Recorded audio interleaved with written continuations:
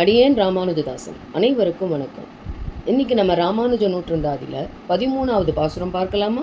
செய்யும் பசுந்தொழவ தொழில் மாலையும் செந்தமிழில் பெய்யும் மறை தமிழ் மாலையும் பேராத சீரரங்கத்தையன் கழற்கணியம் பரழ்தாழன்றி ஆதரியாமையன் ராமானுஜன் சரணே கதிவேறு எனக்கே ராமானுஜன் சரணே கதிவேறு எனக்கே. விப்ரநாராயணர் இவர் தொண்டரடிப்பொடி ஆழ்வார் என்று வழங்கப்பட்டார். திருவரங்கனுக்கு 2 மாலைகள் தந்தவர். துளசியை வளர்த்து அதை மாலையாக கட்டி அரங்கனுக்கு தினமும் சமர்ப்பிப்பார் இவர். செந்தமிழில் வேதத்திற்கு நிகரான 2 மாலைகளை, திருப்பள்ளி எழுச்சி, திருமாலை என்ற 2 பாமாலைகளை திருவரங்கனுக்கே சமர்ப்பித்தார் இவர். வேறு எந்த பெருமானையும் பாடவில்லை, திருவரங்கனை மட்டுமே பாடினார். அந்த ஆழ்வாரின் திருவடிகளை ஆதரித்த உண்மையான பக்தர் நம் ராமானுஜர். அந்த ராமானுஜரை தவிர அடியேனுக்கு வேற எந்த கதியும் இங்கே கிடையாது. இனி விந்தியமலை காட்டிலிருந்து ராமானுஜர் வந்த பிறகு மற்றவர்கள் என்ன ஆயினர் என்பதை பார்ப்போமா? வாருங்கள். விந்தியமலை காட்டில் மறுநாள் பொழுது விடிந்து அனைவரும் கங்கை யாத்திரைக்கு தயாராயினர். அப்பொழுதுதான் யாதவ பிரகாசர் முக்கியமான ஒருவரை காணவில்லை என்பதை கண்டார். யாருக்காக யாத்திரை ஏற்பாடு செய்தாரோ அவரை காணவில்லை என்றால் பதட்டம் வரத்தானே செய்யும். எங்கேயடா ராமானுஜனை காணவில்லை என்று யாதவர் கேட்டார். அப்பொழுதுதான் மற்றவர்களும் அதை கவனித்தனர். கோவிந்தா, உன்னோடே இருப்பானே ராமானுஜன், எங்கே அவன் என்று யாதவர் கேட்க, கோவிந்தர் நேற்று கூட என்னோடுதான் இருந்தார், என் அண்ணன் இப்பொழுது காணவில்லையே என்று அழ ஆரம்பித்தார் கோவிந்தர். உடனே யாதவர், நான் பலமுறை சொன்னேன், கொடிய மிருகங்கள் இருக்கக்கூடிய இடம் தனியாக இருக்காதீர்கள் என்று. எங்கே சென்றானோ, எந்த மிருகம் அடித்ததோ யாருக்கு தெரியும்.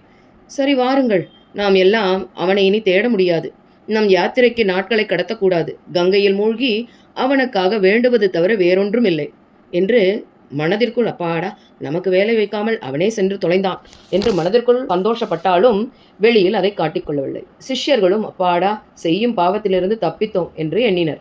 இப்படி ராமானுஜனுக்காக தாம் வருத்தப்படுவதாக காட்டிக்கொண்டார் யாதவ பிரகாசர். அனைவரும் கங்கைக்கரைக்கு வந்தனர். கங்கைக்கரையில் சில நாட்கள் தங்கி இருந்தனர். அப்பொழுது ஒரு நாள் கோவிந்தர் கங்கையில் மூழ்கி எழும்பொழுது அவரது கைகளில் சிவலிங்கம் ஒன்று வரவே கோவிந்தர் அதை ஆசானிடம் காட்டி, ஆசானே, என் கைகளில் இந்த லிங்கம் வந்துள்ளதே, இதன் தாத்பரியம் புரியவில்லையே என்று சொல்ல அனைவரும் இதை ஆச்சரியமாய் பார்த்தனர். கோவிந்தா, நீ சிறந்த பாகியவான். கங்காதேவி இன்று பரமேஸ்வரனையே உனக்கு கொடுத்திருக்கிறாள். உன்னை தேடி அந்த பரமேஸ்வரனே வந்துள்ளார் பார். இனி உனது பெயர் உள்ளங்கை கொணர்ந்த நாயனார் என்றே அழைக்கப்படுவாய். அனைவரும் கட்சிக்கு திரும்ப தயாராகி வழியில் பல திவ்ய தேசங்களை கண்டு வந்தனர். கோவிந்தர் தன் ஊருக்கு சென்று இந்த லிங்கத்தை பிரதிஷ்டை செய்து திரும்புகிறேன் என்று சொல்லி மழலை மங்கலம் வந்தார். இங்கே யாதவ பிரகாசரும் அவர் சிஷ்யர்களும் காஞ்சியின் எல்லையிலேயே தங்கள் கண்களுக்கு ஆச்சரியம் தரும் ஒரு காட்சியை கண்டனர்.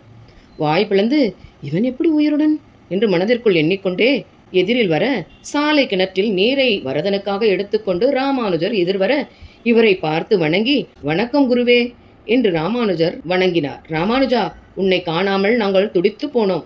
நீ தொலைந்தாயோ இல்லை மிருகத்திற்கு இரையானாயோ என்று தவித்தோம். என்ன ஆயிற்று உனக்கு? எப்படி இங்கே வந்தாய்? தாங்கள் அறியாதது ஏதும் இல்லை குருவே. தொலைந்த என்னை உங்கள் ஆசைகள் மட்டுமே காத்தது உண்மை. வழி தவறி காட்டில் தவித்தேன். பேரொருளாளனும் பெருந்தேவி தாயுமே நேரில் வந்து என்னை இங்கே சேர்த்தார்கள். உமது பிரார்த்தனைகள் அவர்கள் காதுகளில் விழுந்திருக்கும் போல, அதுவே காரணம் என்றார் ராமானுஜர். யாதவர் ராமானுஜரை உற்று பார்த்தார். இவன் சாதாரணமானவன் அல்ல, இவனிடம் மகத்தான சக்திகள் உள்ளது. இவனோடு விளையாடுவது இனி நமக்கு ஆபத்து என்று மனதிற்குள் நினைத்தார். ராமானுஜா, யார் செய்த புண்ணியமோ நீ மீண்டு வந்தாய். உன்னை ஆசிர்வதிக்கிறேன். நாளை முதல் பாடசாலைக்கு வந்துவிடு. நம் பாடங்களை தொடரலாம் என்று தன் அதிர்ச்சியும் ஆச்சரியமும் விலகாது அங்கிருந்து நகர்ந்தார் யாதவர். தாயிடமும் திருக்கச்சி நம்பியிடமும் யாதவர் திரும்பவும் வகுப்பிற்கு அழைப்பதை சொல்லி யோஜனை கேட்க இருவருமே ஏகமனதாக, யாதவருக்கு கள்ளத்தனம் இருந்தாலும் சிறந்த வேதாந்தி, இவரை போன்ற ஆசிரியர் இந்த மண்டலத்தில் கிடையாது, அவரிடம் நீ பாடம் கேட்பதே மேல் என்று சொல்ல திருக்கச்சி நம்பிகள் சொன்னது போல் விடியற் காலையில் வரதனுக்கு தீர்த்த கைங்கரியம் செய்துவிட்டு பாடசாலைக்கு சென்றார் நம் ராமானுஜர். பாடசாலையில் இப்பொழுது ராமானுஜருக்கு தனி மரியாதை. சக மாணவர்கள் அவரிடம் மரியாதையுடன் நடந்து கொண்டனர்.